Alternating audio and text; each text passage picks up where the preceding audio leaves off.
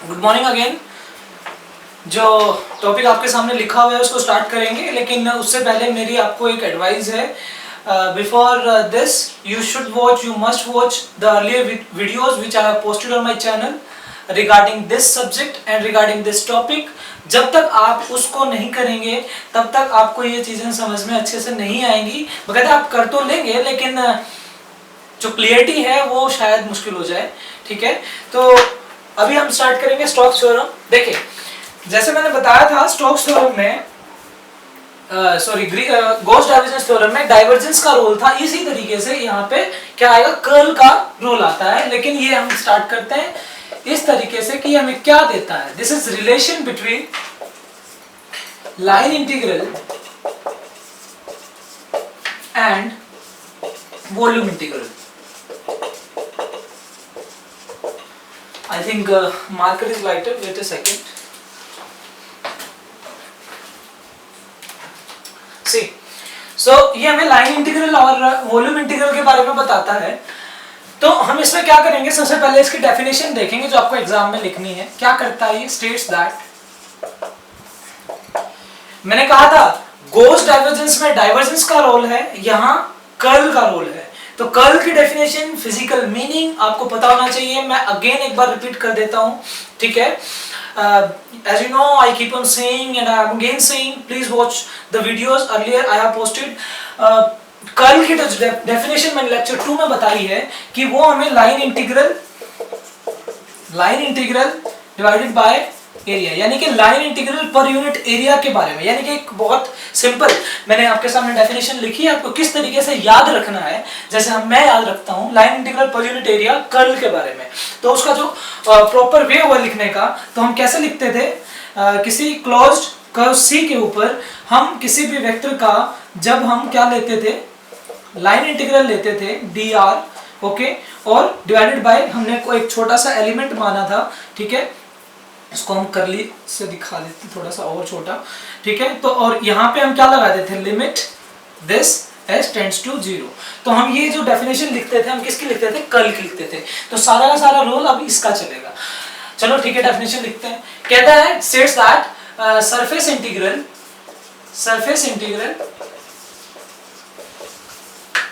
Of curl of A vector function f vector along the normal direction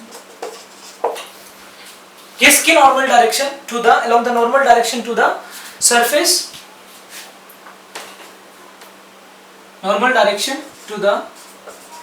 surface, enclosed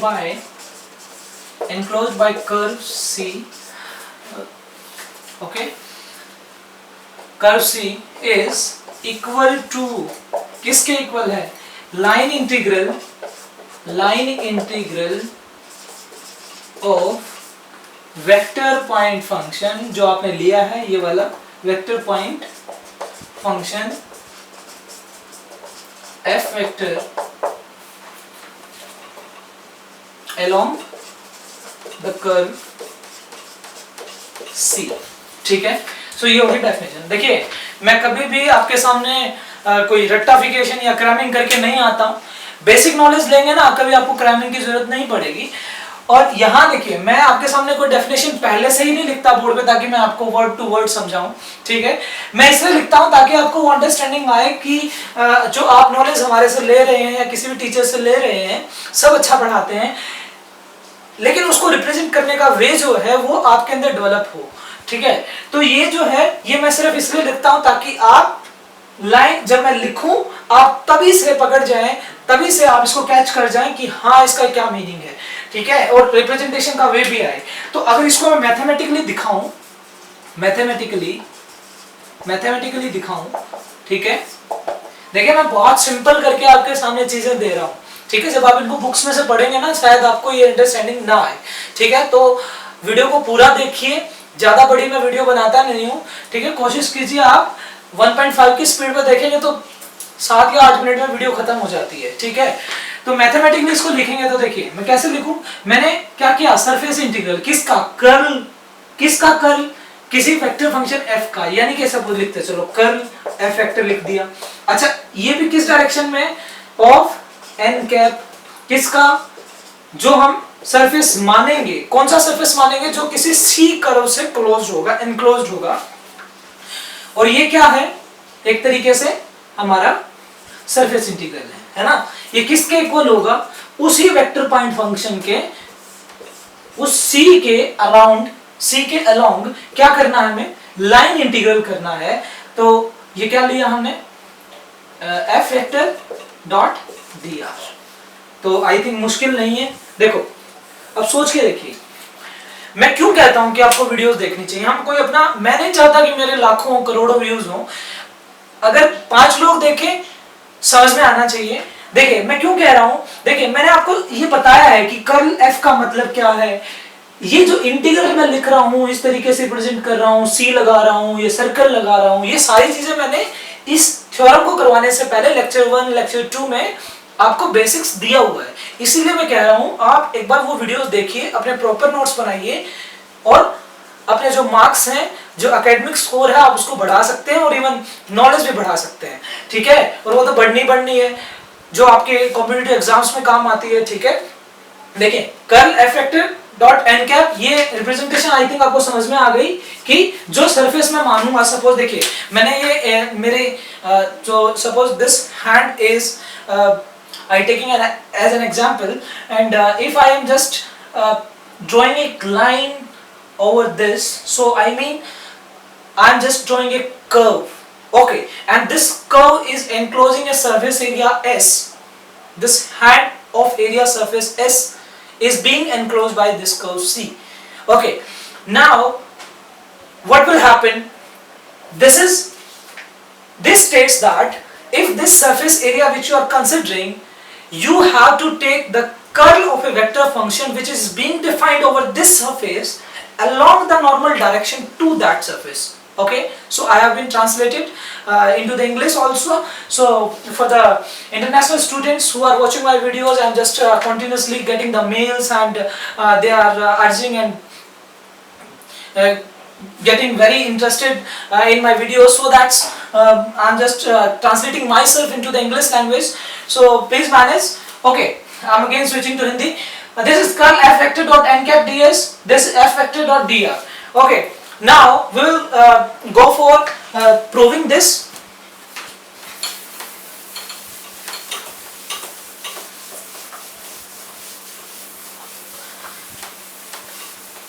So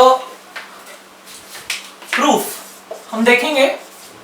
For this, let vector point function, हम यहाँ क्या मानेंगे, vector point function is a vector. Okay, now I am just representing a normal arbitrary curve C. Okay, now if I am just representing this curve C, this is C. Okay, and how much area is being enclosed by this curve C? This is S. Okay, getting?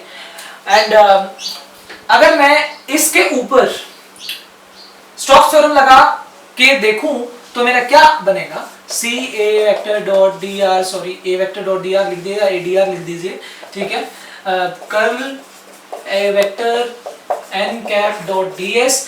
अगर मैं यहाँ n cap ना लिखूं और मैं simple D S लिख दूं तो आप समझ जाना ये किस में है, नॉर्मल कंपोनेंट में है, ठीक है। और ये क्या है, सरफेस इंटीग्रल। तो हमें ये प्रूव करना है, तो स्टार्ट करते हैं। अब इसको करने के लिए मैं क्या करूंगा, इसको ना दो में एक इस तरीके से डिवाइड कर दूंगा, इस तरीके से डिवाइड कर दूंगा। देखिए जो ये मैं एज्यूम कर रहा हूं, which I am assuming right now, you will have to write on the exam, ठीक है, but in a proper manner that we are assuming a curve C which is enclosing a surface S. Now I would like to define this dr and ds to all of you. This dr is infinitesimal small element along curve C. Okay, and this ds is infinitesimal small element small element of surface S enclosed by curve C. My marker is getting finished. For that I'm sorry. देखिए, so हम क्या करेंगे, अब इसको हमने दो में divide कर दिया है, ठीक है। बिल्कुल लेमैन लैंग्वेज में आपको समझा रहा हूँ, समझने की कोशिश कीजिए।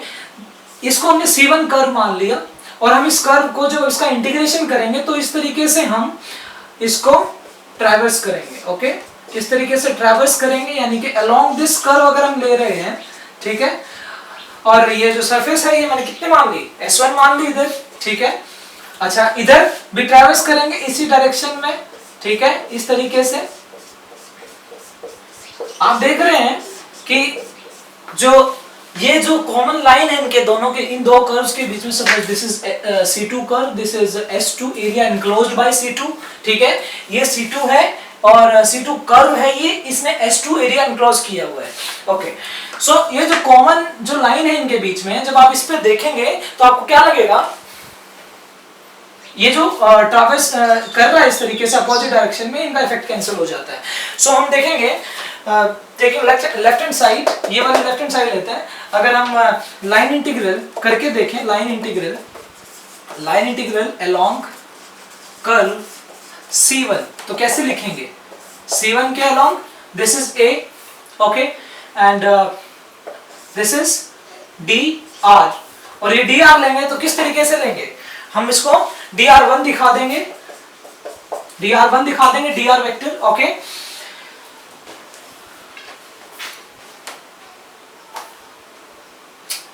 फाइन। अब line integral along curve C2 अगर दिखाएंगे वो कितना आएगा, ADR2, सिंपल, मैं बिना वेक्टर के दिखा देता हूं, ठीक है, ADR2 दिखा देते हैं। अगर मैं इसी को ऐसे इस तरीके से बहुत सारे एलिमेंट में मैं डिवाइड कर दूं, ठीक है, और इस तरीके से हम इसको ट्रैवर्स करें, ठीक है, इस तरीके से हम ट्रैवर्स करें इसको, ठीक है। इसको बना लीजिए आप, ठीक है, इसको बना लीजिए, यानी कि मैंने n पार्ट्स कर दिए, कितने पार्ट कर दिए, n पार्ट्स, यानी कि मैंने n कर्व्स ले ली, तो जो टोटल लाइन इंटीग्रल आएगा तो मेरा कितना आएगा, इसको हम यहां लिखते हैं। अगर इसके लिए मैंने पूरा नहीं बनाया, इसको बना लीजिए, नहीं तो टाइम निकल जाएगा। देखिए, मैं अगर लाइन इंटीग्रल देखूं, यानी कि A.dr देखूं C कर्व के ऊपर, और मैंने n पार्ट्स में डिवाइड किया इसको, और तो मैं कैसे लिखूंगा, C1 ADR1 plus phi, sorry, this is C2 ADR2 plus C3 पे ADR3, यानी कि C3 के अलोंग C2 के अलोंग C1 के अलोंग, और इस तरीके से चलते चलते हम कहाँ पहुंच जाएंगे, इधर Cn तक, यानी कि nth कर्व पर, ठीक है। यहां तक पहुंचने के बाद देखिए, आप इसको वेक्टर फॉर्म में लिख लें या कैसे मर्जी लिख लें, मैं चलो एक बार वेक्टर फॉर्म में आपको लिख भी देता हूं ताकि आपको समझ में आ जाए, ठीक है। मैंने वेक्टर फॉर्म में दिखा दिया इसको। अच्छा, इसको समीशन फॉर्म में लिख सकते हैं कि नहीं लिख सकते हैं, जी हाँ, बिल्कुल लिख सकते हैं। I से 1 से n तक ADR ith, ओके, ये मैंने लिख लिया, इसको इसी तरीके से आएगा। लेकिन मुझे पता है कि सरफेस एलिमेंट जो हम लेंगे, इसमें छोटा सा एरिया जो जैसे हमने ds मानते हैं, ठीक है, तो मैंने क्या किया, इसको SI से डिवाइड कर दिया, I = 1, सॉरी मैं इंटीग्रेशन लगाना भूल गया, ठीक है, ये हो गया C पे। सो I से n तक इंटीग्रेशन जो मैंने किया, लेकिन मैंने क्या किया यहाँ, जहां वहां मैंने गॉस डाइवर्जेंस थ्योरम में वॉल्यूम से डिवाइड किया था, यहाँ के किससे करेंगे, सरफेस से। SI A vector dot DRI, और मैंने सरफेस एलिमेंट, ये देखो, ये मैंने इससे मल्टीप्लाई भी कर दिया, डिवाइड भी कर दिया। अब क्या करेंगे, अब मुझे ये बताइए, आपको कुछ नजर आ रहा है, ये क्या है, ये इस वेक्टर का कर्ल है कि नहीं है, कर्ल है ये, ठीक है। और ये कर्ल जो है ये कैसा कर्ल है, ये नॉर्मल डायरेक्शन में है उस छोटे से एलिमेंट के, ठीक है। यानी कि आप इसको यूं लिख सकते हैं सिर्फ curl A vector dot N cap लिख सकते हैं। तो जब मैं इसको लिखूंगा i is equal to 1 n से, ये एस आई हो गया और ये क्या बन गया, curl A vector dot N cap, यानी कि उस वेक्टर पॉइंट फंक्शन का कर्ल नॉर्मल डायरेक्शन में, किसकी नॉर्मल डायरेक्शन, उस सरफेस की नॉर्मल डायरेक्शन जो आपने कंसीडर की है, या फिर उस क्लोज्ड कर्व सी ने कितना एरिया क्लोज किया उसके अलोंग नॉर्मल डायरेक्शन में। सो इसको लिखेंगे। अब फिर वही बात, समेशन को इंटीग्रेशन बनाना हो तो क्या होगा, ये जो ऐसा ही होता है ये किस में कन्वर्ट हो जाता है। अच्छा एक चीज और, अगर आप n कंपोनेंट्स लेते हैं, मतलब यानी कि मैंने बहुत सारे कंपोनेंट्स कर दिए, n टेंड्स टू इंफिनिटी हो गया, तो SI टेंड्स कितना हो जाएगा, 0 हो जाएगा। तो बहुत छोटा सा एलिमेंट होगा ये, तो इसको कैसे लिखेंगे, सॉरी हाँ, ये सरफेस एलिमेंट लिया था मैंने यहाँ पे, तो इसलिए मैं सरफेस इंटीग्रेशन ले रहा हूं। तो यहां क्या बनेगा, curl A vector dot N cap, ठीक है। और ये जो एस आई है ये क्या बन जाता है, ये ds बन जाता है जब हम समेशन को इसमें कन्वर्ट करते हैं। तो आप अपने रिजल्ट पे पहुंच गए क्या, नहीं पहुंच गए, जी हाँ। तो हमने प्रूव कर दिया है कि लाइन इंटीग्रल को सरफेस इंटीग्रल में या सरफेस इंटीग्रल को लाइन इंटीग्रल में कन्वर्ट किया जा सकता है। I am again repeating myself that when you are concerned with Gauss divergence theorem and Stokes theorem, what you have to remember and what you have to put in your mind, that in the Stokes theorem you will have to be clear about the concept of the curl, okay, and in the case of divergence, Gauss divergence theorem, you will have to be clear with or divergence and the line integral, sorry volume integral. So आपको इन चीजों के बारे में पता होना चाहिए। ये वो बेसिक्स हैं जो आपको न्यूमेरिकल्स में भी काम आएंगे। अब देखो मैं एक ओवरव्यू देता हूं आपको। गॉस डाइवर्जेंस में आप सरफेस इंटीग्रल को वॉल्यूम इंटीग्रल में कन्वर्ट करते हैं या वॉल्यूम इंटीग्रल को सरफेस इंटीग्रल में कन्वर्ट करते हैं, एज यू विश, आप कैसे भी बोल सकते हैं। और यहाँ स्टोक्स थ्योरम में आप लाइन इंटीग्रल को सरफेस इंटीग्रल में कन्वर्ट कर सकते हैं। तो नेक्स्ट वीडियो में हम ग्रीन्स थ्योरम के बारे में बात करेंगे। और मैं फिर कह रहा हूं, जो सीरीज आपके सामने किसी भी YouTube चैनल पर डाली जाती है आप उसको पूरा देखिए, क्योंकि हर टीचर ट्राई करता है कि वो आपको पूरा एक बेसिक वे में क्लास 1, क्लास 2, क्लास 3, क्लास 4 एक ऑर्डर में पढ़ाता है कि क्लास 1 में बच्चे को ये समझाना है, उसके बाद उसको ये चीजें समझ में आएंगी। तो मैंने इसी तरीके से कोशिश की है आपको बहुत डीपली समझाने की और बहुत सिंपलेस्ट वे में, लेमन लैंग्वेज में मैंने कोशिश की है। और इसी तरीके से मैं आपके सामने ट्राई करता रहूंगा। फॉर दैट अभी तक जो मैंने किया है, please do share and subscribe my channel and videos को एंड तक देखिए, फटाफट नोट्स बनाइए और एकेडमिक स्कोर बढ़ाइए और नॉलेज बढ़ाइए। कॉम्पिटिटिव एग्जाम्स के लिए अपना जो नॉलेज है वो इतना कीजिए कि आप कोई भी एग्जाम क्रैक कर सकें। So now I am stopping myself and meet you in the next video. Thank you so much, bye bye.